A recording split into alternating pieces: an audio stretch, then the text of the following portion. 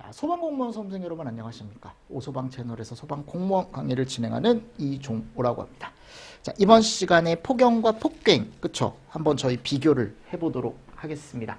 자, 폭염은 폭발 중에 조금 어떤 거? 데미지가 낮은 거. 맞잖아, 여러분들. 폭갱은 데미지가 좀 큰 거. 그래서 폭연을 디플래그레이션, 폭갱을 데토네이션 이렇게 영어로 얘기를 하는데 영어는 중요하지 않습니다. 왜냐하면 요즘은 영어와 한글을 같이 주죠. 그죠?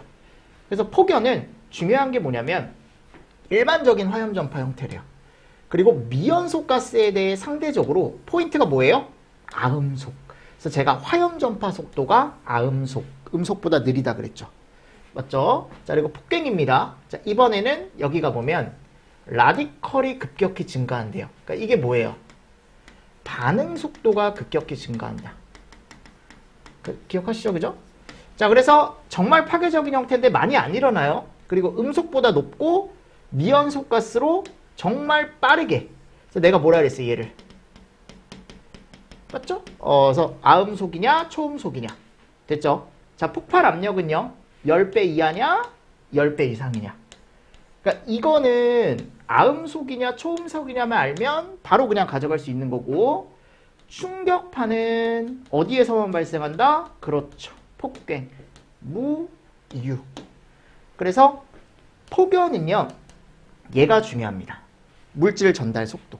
그러니까 물질 전달 속도는 우리가 보통 얘기했을 때 전도, 대류, 복사 이런 것들의 영향을 받는 거고, 그리고 또 분자 확산. 그러니까 이거는 물질 자체의 성질이 중요한 거고, 얘는 그렇지 않습니다. 그냥 뭐가 발생하기 때문에 충격파, 뻥하고 터지는, 맞습니까? 자, 그리고 화염면에서 연속성이라고 있어요. 그래서 온도, 압력, 밀도가 어떻게 변한다? 얘는 봐봐. 1, 2, 3 이렇게 변해요. 연속적으로 간다 그랬죠. 근데 얘는 충격파라는 게 있기 때문에 1 다음 100으로 가요. 100 다음 1000으로 갑니다. 그리고 막 만으로 가고 막 10만으로 가고 막 100만으로 가고 막 그래요. 그러니까 얘네들은요, 우리가 뭐라고 한다? 연속성에서 폭연은 연속적이라고 하고 폭갱은 불연속적이라고 한다 그랬죠. 그쵸? 자, 이제 비고 쪽에 보겠습니다. 폭연은 폭갱으로 전이가 가능하죠. 근데 거꾸로는 된다 그랬어, 안 된다 그랬어요? 안 된다 그랬죠. 그죠? 그래서 폭갱은 폭연으로는 못 가요. 그리고 폭연은 에너지 방출 속도가 물질 전달 속도에 영향을 받는다라는 겁니다. 기인을 한다라는 건.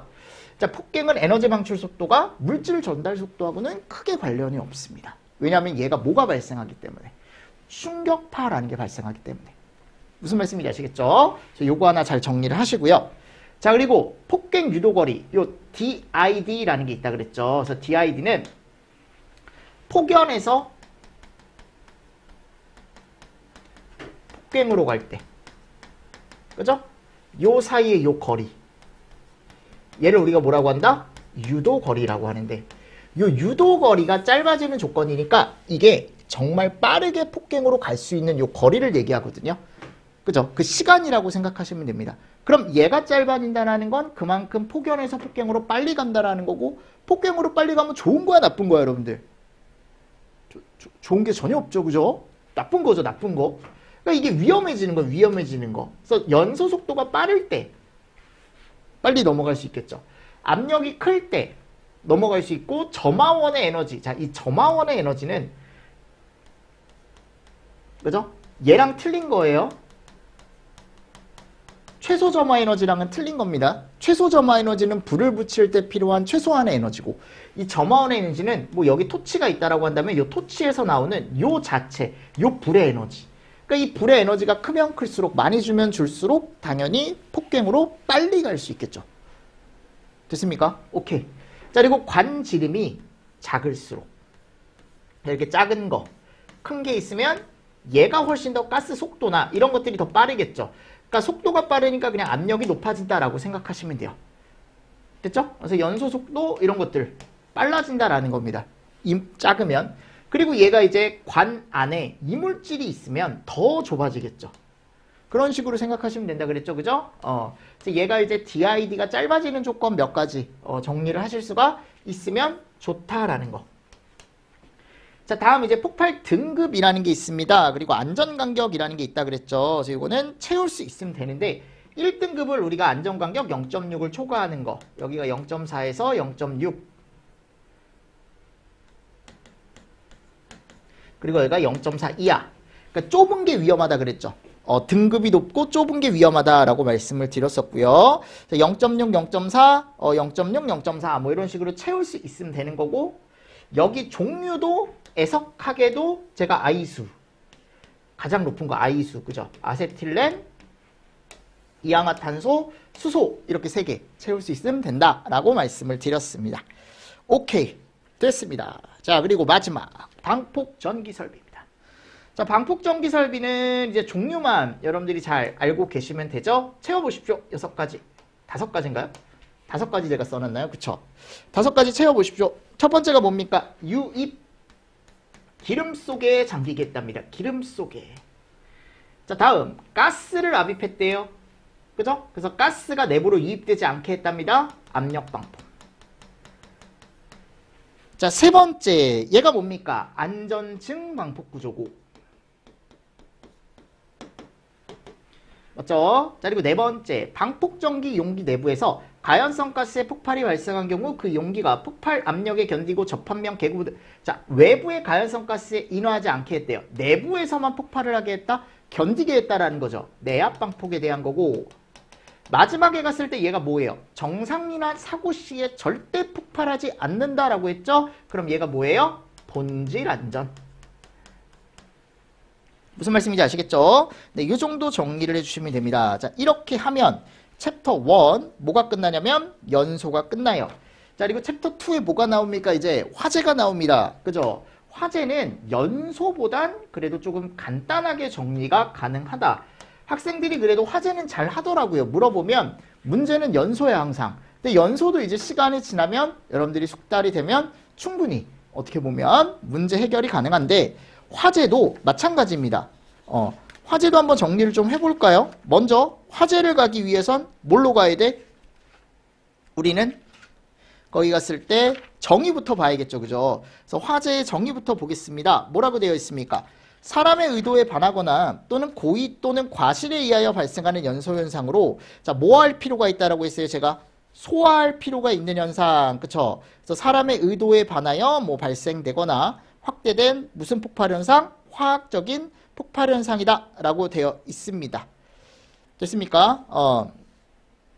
자, 그리고 나서 우리가 또 여기 갔을 때 정의 한번 정리해 보시고 두 번째 가보면 자 이제 특성이죠. 특성 4가지도 한번 그냥 살짝 보시면 됩니다. 그래서 제가 화재 특성은 뭐가 있다 그랬어요? 우발적이다.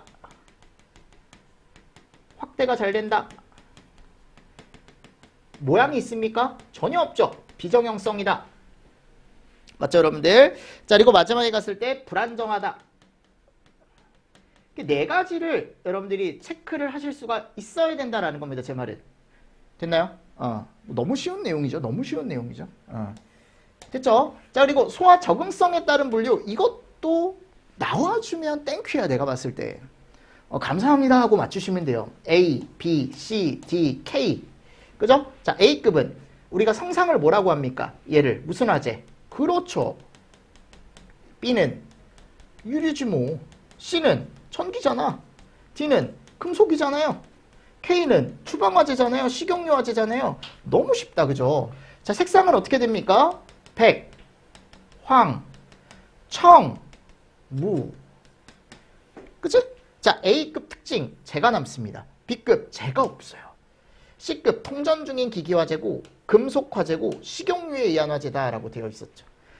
이런 것들이 예전에 진짜 잘 나왔어요. A가 뭐고 B가 뭐고 C가 뭐고 D가 뭐고 K가 뭐고 응? 얘네들의 특징이라던가 색상 요거 짝지을 수 있으면 된다. 그죠? 예전에 많이 나왔던 유형의 기출에 가보면 이런 문제가 많죠. 자 그리고 네 번째 이제 무슨 화재입니까 이거? 야 식용유네요. 식용유. 자 식용유 화재는 K급 키친 식용유 지방 그리스에 의한 화재로 식용유 등은 발화점과 인화점의 차이가 어떻다 그랬어요. 제가 이거 되게 적다 그랬죠. 그리고 발화점이 B점 이하라 그랬죠. 이하. 그러니까 이 발화점과 인화점의 차이가 적다라는 건 그만큼 뭐가 쉽다라는 거예요. 발화가 쉽다. 재발화가 쉽다라고 했습니다. 위험하고. 그래서 발화점이 B점 이하다라고 하면은 얘는 또 우리가 뭐라 그랬어요? 발화점이 B점 이하면 불을 끄더라도 얘도 재발화가 쉽다라는 걸 의미한다 그랬죠. 맞습니까? 그래서 내가 겉불꽃을 끄더라도 그러니까 여기 여러분들이 나중에 식용유 불 나면 보세요. 여기 식용유 여기 만약 불이 나잖아요. 이렇게 불이 났어. 응? 그러면 내가 이거를 눈에 보이지 않게 불꽃을 끄더라도 다시 한번 불이 일어나는, 다시 한번 불이 발생하는 경우가 있다니까요. 겉불꽃만 끄면. 그 이유가 제가 뭐라 그랬어요? 이미 이 식용유가 온도가 올라갈 대로 올라가서 그렇다 그랬잖아요. 그래서 우리는 원론적으로 뭐를 낮춰줘야 된다? 이 식용유의 온도를 낮춰줘야 된다. 식용유를 냉각을 시켜줘야 돼. 맞습니까? 그래서 뭐 상온에 식용유를 넣는다던가. 근데 상온에 식용유를 요즘은 잘 안 넣는다 그랬죠. 그래서 우리가 강화액소화약제 이런 것들을 이용한다. 또는 뭐 제1종 분말 이런 것들을 이용해도 되는데 강화액소화약제를 요즘은 주방화재 쪽에서 많이 사용을 하죠. 됐죠? 그래서 이런 것도 같이 잘 보시고 자, 두 번째 가보시면 소화약제는 무슨 작용을 하는 방금 얘기했지만 비누화. 자, 몇 종 분말? 1종 분말. 맞습니까? 네. 자, 식용유의 온도를 발화점 이하로 낮추면 재착화가 되지 않는다. 세 번째, 끓는 기름의 온도를 낮춰야만 소화가 가능하다. 방금도 얘기했습니다. 그래서 뭐라고 되어 있어요? 야채, 상온의 식용유, 물 이외의 것으로 냉각을 시키거나 뚜껑을 덮어서 질식 소화하는 게 일반적이다. 1종 분말의 비누화 효과나 또는 K급 소화기 이용하면 된다 그랬죠? 요거 잘 보십시오. 그래서 얘가 이름이 뭐예요? 강화액. 그러니까 이 강화액이 좋은 게 물과 탄산칼륨이라는 게 섞여 있어서 냉각도 되고 그렇지. 다 알고 있네요. 부촉매. 여러분들 강화액은 언제든지 시험이 나올 수 있습니다. 아셨죠? 강화액은 꼭 정리를 해주셔야 돼요. 나중에 가보면 어차피 물소화약제 가보면 우리가 또 배우거든요. 강화액이라는 거. 그때 다시 한번 정리합시다. 자, 그래서 식용유화제에 적응성 있는 게 1종 분말과 강화액이라는 게 있다라는 거.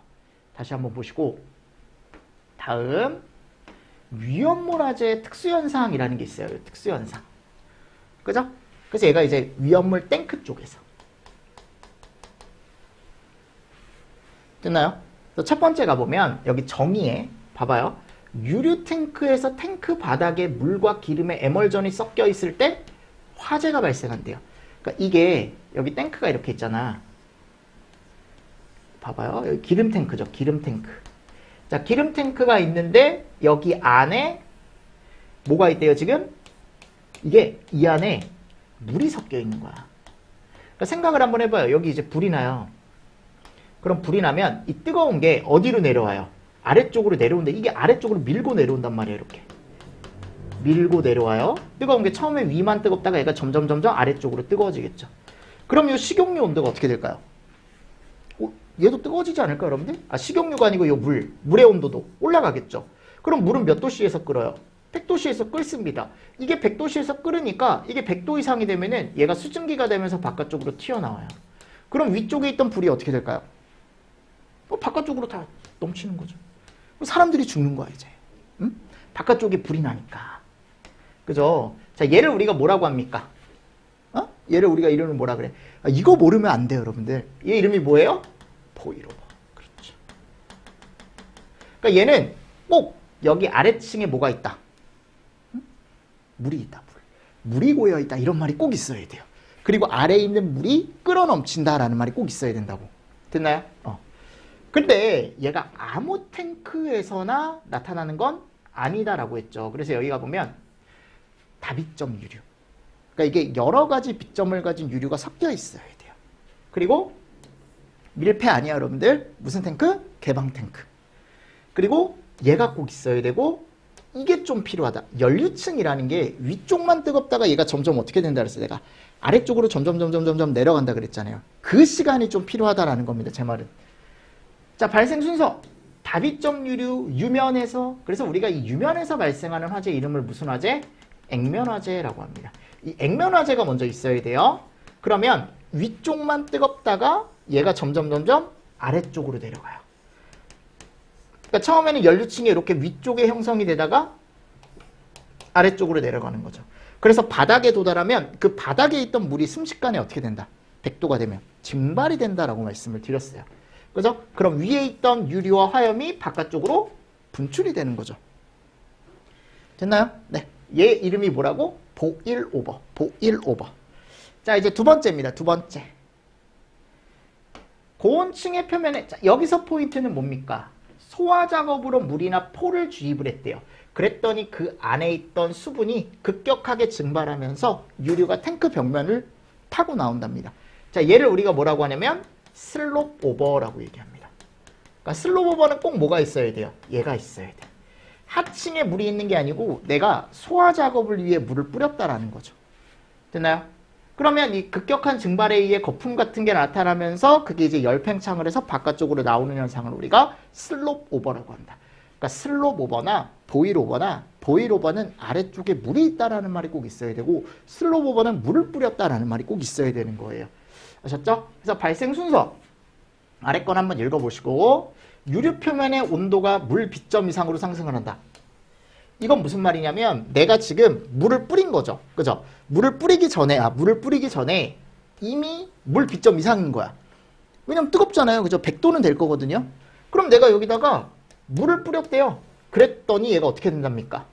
급격하게 끌어넘친대요. 그럼 유리와 화염이 분출되는 현상. 얘를 우리가 이름을 뭐라고 한다? 슬롭 오버. 자, 보일 오버, 슬롭 오버 했어요. 보일, 슬롭 했고. 자, 이제 세 번째.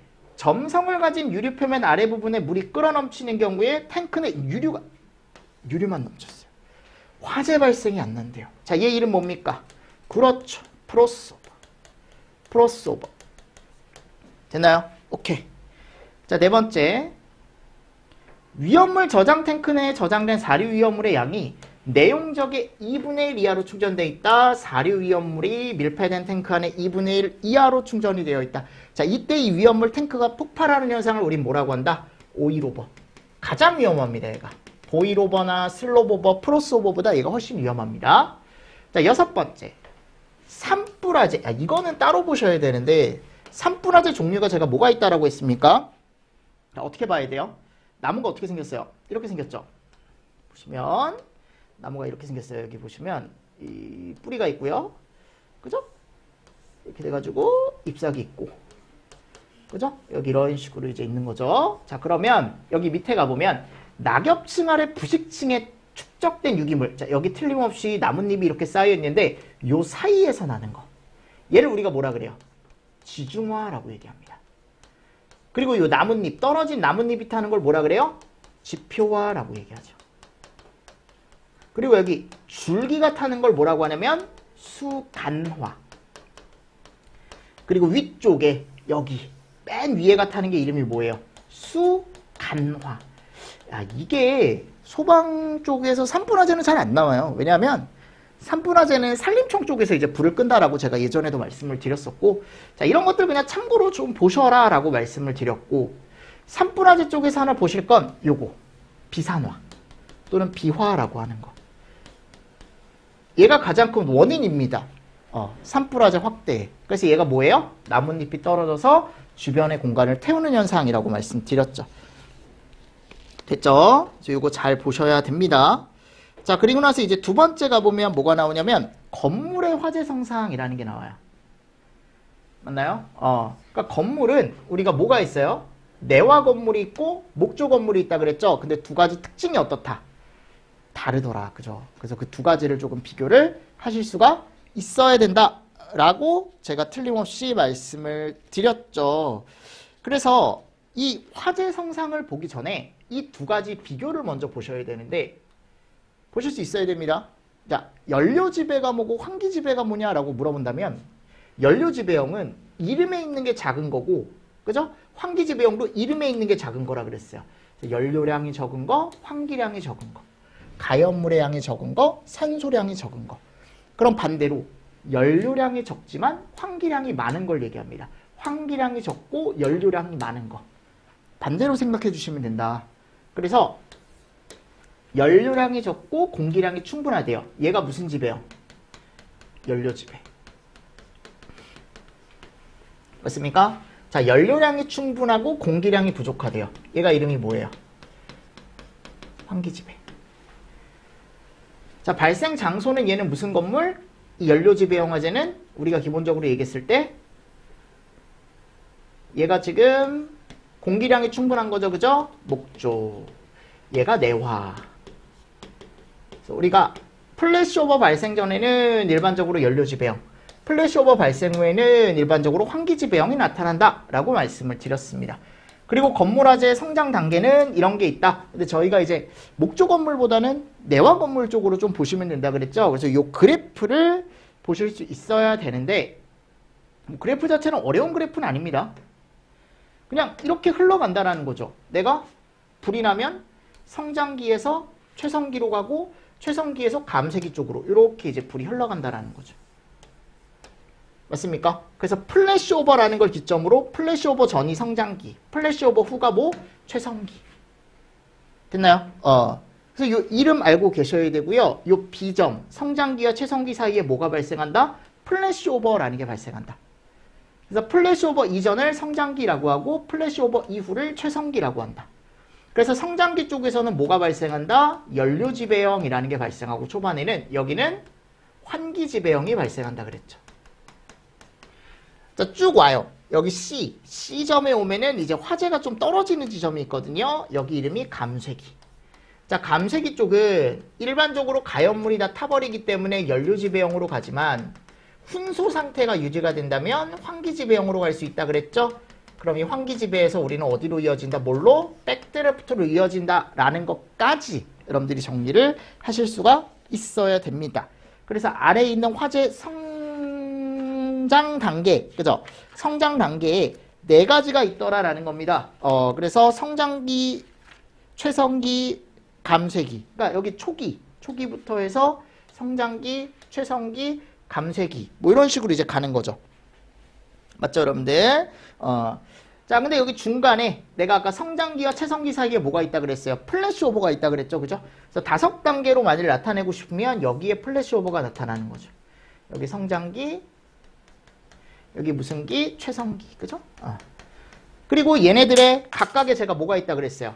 특징이 있다 그랬죠, 그죠? 각각의 특징. 그 특징들은 밑에 가보면 나와 있다라는 거. 됐죠? 그럼 이 특징은 조금 쉬었다가 제가 정리를 해드릴게요. 하셨죠? 그래서 이 특징 정리하시고 뒤쪽에 이제 이상현상까지 정리를 하시면 플래시오버와 백드래프트 같은 거 정리하고 넘어가시면 될 것 같아요. 됐죠, 여러분들? 이렇게 하시고 자, 조금 쉬었다가 제가 또 강의를 진행을 해드리도록 하겠습니다. 네, 수업 들으시느라 여러분들 수고 많으셨고요. 다음 시간에 뵙겠습니다. 자, 수고하셨습니다.